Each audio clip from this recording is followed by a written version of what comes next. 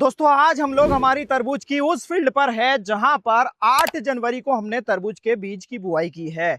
और इस वीडियो के साथ ही हम तरबूज खेती के लिए लॉन्ग वीडियोस की सीरीज चालू करने जा रहे हैं, जिसमें तरबूज खेती की हर छोटी से छोटी और बड़ी से बड़ी जानकारी आपको मिलेगी।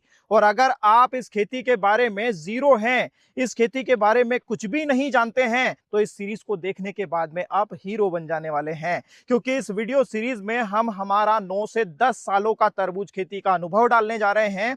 इस फील्ड पर जो भी प्रैक्टिकल मैनेजमेंट हम लगाने जा रहे हैं वो इस सीरीज में हम बताने जा रहे हैं। बीज से लेकर बाजार तक इस फसल की डिटेल जानकारी आपको इस सीरीज में देखने को मिल जाएगी। बस आपको एक छोटा सा काम करना है, सब्सक्राइब करना है चैनल को और बेल आइकन प्रेस करके रखना है, ताकि कोई भी नया वीडियो जब आता है तो सबसे पहले उसकी जानकारी आपको मिले। साथ ही दोस्तों, अगर आप वीडियो को लाइक और शेयर भी करते रहेंगे तो हमारा मनोबल भी बढ़ता रहेगा। ये वीडियो हर तरबूज किसान के लिए बहुत ही महत्वपूर्ण होने जा रहा है, क्योंकि इस वीडियो में हम तरबूज की बुआई हमें साल के किस किस समय पर करना चाहिए, जिससे कि अधिकतम मार्केट रेट्स मिलने के चांसेस अधिकतम रहते हैं, इस पर डिटेल में चर्चा करने जा रहे हैं।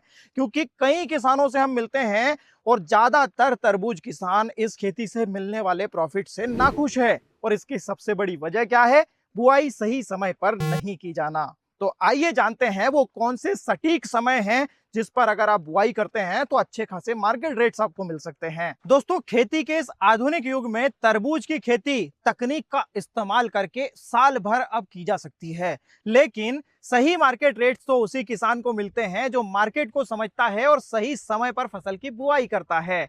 दोस्तों, सीधी सी बात है, जब डिमांड ज्यादा है किसी फसल की, सप्लाई कम है, तो मार्केट रेट्स उसे अच्छे ही मिलते हैं। हमारे देश में तरबूज की फसल की डिमांड रमजान महीने में मैक्सिमम होती है और उस समय पर अगर फसल लाते हैं तो तरबूज के अच्छे खासे मार्केट रेट्स मिलते हैं। ऐसा मैं पहले सुझाव दिया करता था, 2021, 22, 23 तक मैं सुझाव दिया करता था, लेकिन पिछले 2 सालों से परिस्थितियां बदल गई हैं।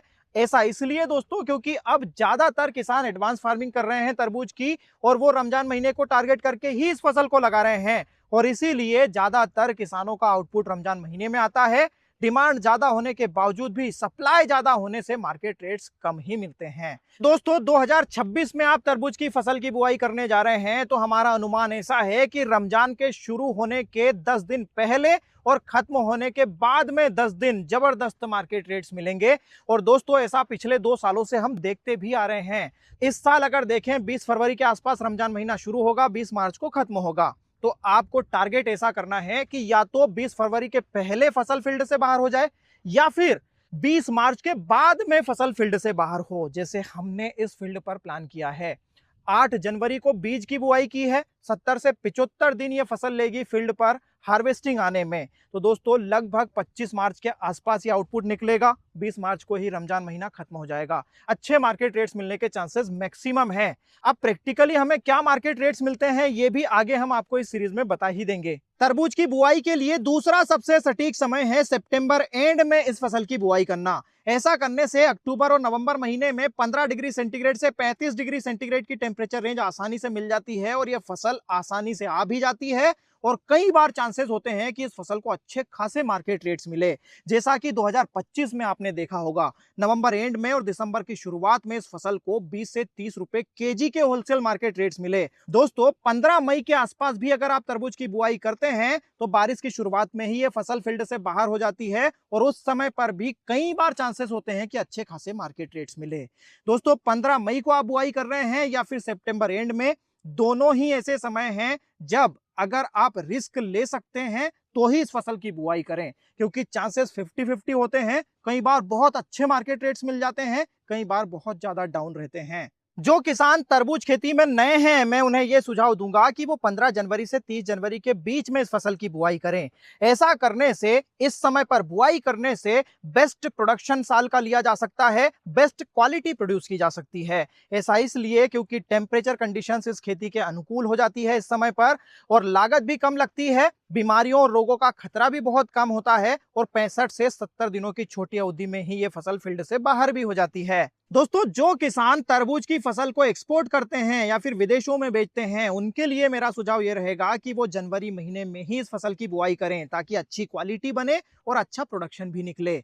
तो दोस्तों, ये मेरे अनुभव है। तरबूज की बुआई इन समय पर अगर आप करते हैं तो अच्छे खासे मार्केट रेट्स मिलने के चांसेस अधिकतम हैं। अब आपके क्या मत है इस पर, ये मुझे कमेंट सेक्शन में बताइएगा। जो किसान फरवरी के महीने में तरबूज की फसल लगाते हैं उनके लिए मेरा सुझाव ये रहेगा कि वो प्लांट डेंसिटी बढ़ा लें। 1 एकड़ में 9,000 के आसपास पौधे लगाएं, क्योंकि अप्रैल के महीने में तेज धूप हो जाती है, टेम्परेचर ज्यादा हो जाता है, जिसके कारण डायरेक्ट सनलाइट अगर फलों के ऊपर पड़ती है तो सन स्पॉट्स बन जाते हैं, जिसके कारण उस फसल को अच्छे मार्केट रेट्स नहीं मिल पाते हैं। तो अगर आप प्लांट डेंसिटी ज्यादा रखेंगे तो पत्तों का कवरेज प्रॉपर्ली रहेगा, फल सुरक्षित रहेगा, सीधे उसको धूप नहीं लगेगी, जिसके कारण उसकी क्वालिटी अच्छी रहेगी और अच्छे दाम मिल सकेंगे। दोस्तों, हमने इस फील्ड पर 2 वैरायटीज तरबूज की लगाई है। अब ये कौन सी वैरायटीज हैं और इन्हें प्रैक्टिकली शुरू से आखिरी तक हम कैसे मैनेज करते हैं, हर एक जानकारी स्टेप बाय स्टेप आपको इस सीरीज में देखने को मिल जाएगी। तो चैनल को सब्सक्राइब कर लीजिएगा और बेल आइकन प्रेस करके रखिएगा, ताकि कोई भी नया वीडियो जब आता है तो उसकी जानकारी आपको मिल जाए। ये वीडियो पसंद आया हो तो लाइक करिए, शेयर करिए। मिलते हैं ऐसे ही एक और नए वीडियो के साथ में, तब तक के लिए आप करते रहें मेहनत और देखते रहें फार्मिंग तकनीक। धन्यवाद।